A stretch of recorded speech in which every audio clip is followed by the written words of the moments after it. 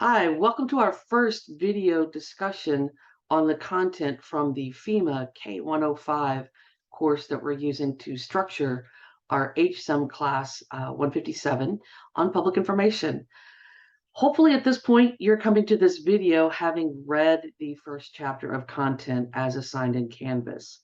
What these video discussions are short snippets from me on the things that I'd really like you to focus on. I'm going to be expanding on the material. I'm going to be explaining why certain things are important and just really highlighting some of the FEMA content that you've read and really hopefully giving you a little more rounding out, making it a little better for you. So let's go ahead and go to our share screen here where we can start looking at that content. What I expect is that these will end up being shorter than the short little snippets, shorter than what you will do when you read. But these are the highlights that I really want to take away from this. So let's go ahead and go up to our slideshow here. Again, this is our Pierce College highlights for the K105. So one of the first things that I really want to talk about is the 95-5 theory in public information. This course is being written to help you understand the totality of public information. So many times what people do when they take this class is think response. In fact, in our field, it's something that you see all the time. Everybody is focused on response. They love the thrill, the sexy of the emergency, the response and going and helping the victims and putting out the fire, chasing the bad guy, slapping on the bandages, the whole kind of 911 TV kind of excitement of it. And we certainly do work in that field, but you're an emergency manager. And a lot of what that is first response. Even if you've come from a first response field, part of what we need to do is make sure that you understand that as an emergency manager, you're looking at a bigger picture than just response. You're not at a station waiting for a call. You are every day working on helping your community get more prepared, helping your community be more resilient. So when that disaster actually does come, they manage it well. Every aspect of your whole community. We're going to hit the whole community in just a second. But what this is starting off with is this 95-5 theory is saying that 95% of a public information officer's work is done in non-emergency times. Think about if somebody just walked up to you that you had met 20 minutes ago, had a great conversation, feeling even a little friendly to them. And they said, you know what I'd like? I'd like you to get in your car and I'd like you to drive 25 minutes away from your home and I'd like you to sleep in a gym for a week. You're like, I have no idea who you are or why you're telling me that. You have no relationship with that person. They're telling you to do the same thing that we tell people to do. We have a hazmat spill. We have a tornado coming. We want you to interrupt your life and do something different. We want you to take an action based on no relationship with us. Our goal in public information as an emergency manager is to make sure that we build that relationship so that 95% of the time when the disaster is not happening, you are being that person who gives them value, who creates the relationship. So the 5% of the time, when you need them to do something for response or recovery, they know you, they trust you, they have a relationship with you, and they are willing to act. So this work that we do every day is going to be critical to helping people respond and recover in the bad times. It also makes them prepared. It helps them mitigate. It helps us prevent and protect. All of the mission areas are important because it is a whole community aspect. And that's what we're looking at here, is that everybody in your community has the right to know and the need to know what's going on in the community as they look at public information, as they look at our processes, our plans, our training, our exercising, our equipping, all the things that we do before, during, and after a disaster. Rely on that whole community being the first thing, the first core that really is where everything else builds from. So they have the right and the need to know what's going on. So our job as public information folks is to empower them to make the right decision at the right time. So public information is all about doing that. Um, and I want you to think for a minute about what does that mean? What does that mean to you? What does getting the right information to the right people at the right time mean to you? How do you do that? How do you get how do you get the information to you that you can process, get approved, and pushed out so people can act in a timely fashion and that they will act because they trust you and they have that relationship. So sit back and think about that big picture. Let's keep going here on the slides, though. Uh, Public information comes as we do it now. It's an evolving process, like everything else in emergency management and every other field. We learn things every time we do it. We apply those uh, qualities of quality assurance, and we try to figure out what lessons we've learned, where we did a great job, where we could have done better. We amplify those things that we did well, and we try to find a new way to deal with the things that we could have done better. What's a different approach so that we get a different outcome? One of the core events, the defining events that helped us figure out those best practices was the 3 Mile Island nuclear power plant crisis in 1979. So this was a kind of a giant mess, let's call it that, uh, where you had people who were from the plant, you had people from the state government, you had people from the local government, and everybody, the plant started going into a crisis condition, and everybody was pointing to everybody else, creating blame. And you had different people who were deciding different actions. For example, the mayor of the area around Harrisburg was walking around with one of those old 1950s meters, waving it around, and it was clicking. Who knew if that thing had been calibrated? Who knew what it was set at? We didn't know that it's highly likely that maybe he wasn't even using it properly. But it was scary. It was a scary visual to people. They did things like evacuate the women and children, and they left the men behind. If you were a man, how would you feel about that? If you were a woman or a child separated from the gentleman in your life, how would you feel about it? Why was it dangerous for women and children but not for men? There were a lot of mistakes made in how they relayed information, in how they relayed the threat, in creating that relationship beforehand and having that kind of trust where people believed and were willing to act on what people said. So there's a video. The link is in Canvas. It'll take you to a YouTube video, and you'll be able to pull that up. Watch the video and take a look at that and put yourself in the polyester of the time, right? And see how you'd feel about being a member of the public as you were seeing some of those briefings and how, for example, Mr. Herbine, who was a member of the utilities public information group, spoke with almost disdain to the reporters and about things that the reporters were asking that people would want to know. Would you feel trust in him? Would you want to act based on how he was presenting himself and the information at the plant? So basically, what you found was that everybody was pointing fingers at everybody else. Nobody was trustworthy. In trying to escape blame for the incident, everybody was pitching every other organization under the bus.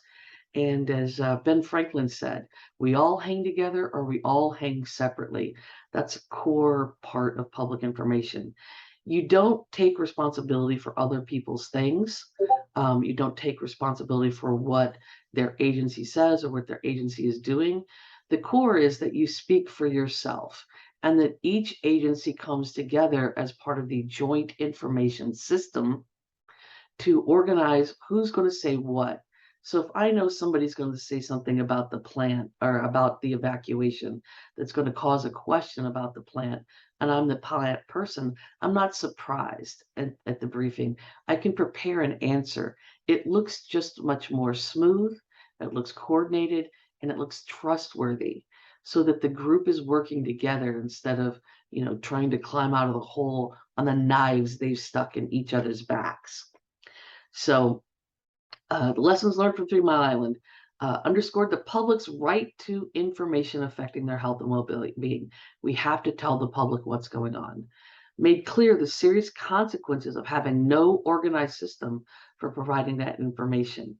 That's the origin of the Joint Information System, where everybody works together so that nobody's launching a surprise attack on another agency, but everybody speaks for themselves and speaks about what their own agency's approval authorities allow them to say. And then it led to the creation of better systems for keeping the public informed. Instead of having to have public information media people go from place to place to find the people that they want to speak to, we've created what's called the Joint Information Center, so that the media and the spokespeople for each of those stakeholder agencies can interact at one location. So that's one example of part of that joint information system. So we have a joint information system. That's how we play together, that we agree to come to the JIC, the Joint Information Center. That's the physical location, and interact with the media there. All right, so watch that video. If you haven't already watch it when you get done with this one. Let's keep going forward. So we've talked about public information. Let's do a quick definition of what it is. It's provided before, during, and after incidents. So, for example, I will be doing a risk assessment, and you're hopefully going to be taking a planning class. In that planning class, you should be talking about a risk assessment to see what's liable to happen in your community. I, for example, live in Wisconsin. I'm not likely to be impacted by a volcano like you folks who might be in Washington State are. So you look around and what can you be impacted by? And if that's the case, or I live in a tsunami inundation zone, or a hurricane area, or whatever your hazard is, natural, man-made, or technological, we want to make sure that we prepare people. What's in a go kit? How do you shelter in your home? What's your family communication plan? Those are all things you would do before an incident. During an incident, evacuation directions, shelter in place directions, all things that would happen during. And then after incidents would be things like how to muck out your basement and take out all of from the flood water, and take out all of the materials that are flooded so that they can be picked up and disposed of as debris. How to clean your basement so that there's no pathogens, there's no bacteria or mold that's going to grow from those floodwaters that have come in there. So those are all examples of after incident type of public information messages. So it's provided before, during, and after incidents, again, with 95% of what we do being non-incident time, relationship building, and preparing people for upcoming hazards. We also focus on communicating life and health-saving information. We tell people about what's happening, the severity, and that the action, and then what they should be doing about it, the action steps that individuals and communities should take. Critical information. So those things, the severity is important because it's the impetus for getting people to move. A lot of times people are like, it's not so bad. I don't have to do that. I've been in a hurricane 4 times. I evacuated my house. I came back, and there was no reason that I ever had to leave. Why should I inconvenience myself now? That happened a lot in Katrina. In fact, I have several emergency managers that I know that had family that said, I evacuated for the last 4 or 5 storms. I'm not going to do it this time because I'm tired of leaving and then coming back, and I didn't have to go anywhere. And I know several people who passed away in the storm. So telling people the severity of the storm, why this time they need to act, is helping. Adults don't just say, it's not like children where, line up, grab the rope, and let's all walk. Children generally do what we ask them to at some point. As an adult, we want to be making decisions for ourselves. So you have to give them the information that allows them to take action, that allows them to think, I trust this person, they're giving me information that makes sense, and I'm willing to act. And then you have to give them the action steps that let them go through and do those actions. So why I need to act and what I need to do, critical aspects of public information. I mentioned that PIOs have a vital role in recovery phase. Your role isn't just before the incident or during the incident, but afterwards when people have, depending on the incident, almost kind of a shell shock kind of thing. What do I do now? I have 100 problems in front of me and I don't know which one to do. I don't know how to do it right. Where do I start? Those become the kind of things where you provide people the information that allows them to focus and to start to be part of whole community recovery. Whole community is a critical concept in emergency management. Whole community says that everybody is part of our disaster operations. And we all wear different hats with that. Sometimes we're wearing our family hat. Sometimes we're wearing our employee hat or employer hat or our faith community hat or our volunteer hat or responder hat. So we all have different hats that we wear. We all need bigger heads too, right? For all those hats. But as part of the whole community, different aspects of who you are, parent, family member, employer, employee, worker, volunteer, all come together, and you need different messages because each aspect of you has a different role in the disaster. And it's a critical aspect of how we work in emergency management. People have the right and the responsibility to work to their level of resiliency in taking care of themselves, responding for themselves and their constituencies, and then recovering, going back and trying to get their life back to normal. Government's role is to step in from local, then state, territorial, tribal, and federal based on when they no longer have capacity or capability or resources to do that. But to get them to do that recovery work, we have to give them information. So you will continue to give them information throughout the incident. And then, like we talked about, that relationship building and preparedness before the incident. All right, so what are some of the functions of public information? All the things we've been talking about are about saving lives and reducing injury, protecting property and environment, facilitating the tactical response by calming fears and managing expectations. We have to be real with people. You will lose all of the trust that you've built up in your ongoing preparedness and outreach campaigns if you fib to people or lie, it's flat out lie, or if you promise too much or you don't promise enough. You have to always be real. Um, so folks have to understand how things work and what they can really expect. It's part of their decision-making process as they decide to act and what actions they take. We need to educate, inform, and change behavior or attitudes, make them part of the system, give them the permission to be resilient, understand where they fit in the system, that disaster response isn't a passive thing where I don't do anything. Everybody takes care of me, takes care of my property, takes care of my family. Everybody in this has an active role to do the work. As such, we need their cooperation to do those things. And then we need them to have confidence in us to make sure that we can manage the incident, protect citizens, and then help them reunite with their families. So all of those are functions of what we do. And there's a lot more. You'll see as you go through some of our discussions and some of our activities that there's a lot of things that you can be talking about, depending on the incident, throughout all the mission areas, all the phases that we talk about. So this is just starting to scratch the surface. So public information is that ongoing communication. It tends to be longer. It tends to be explain more. Saying that, it shouldn't be too long because there's particularly in a crisis, there's a limited amount of attention that people have. So we need to be kind of short and pithy with our descriptions of what we want them to do and actions we want them to take. So not huge narratives, but it's different than warnings. Um, it's part of public information is to do warnings. So a warning is to let people know uh, that there's an emergency situation happening.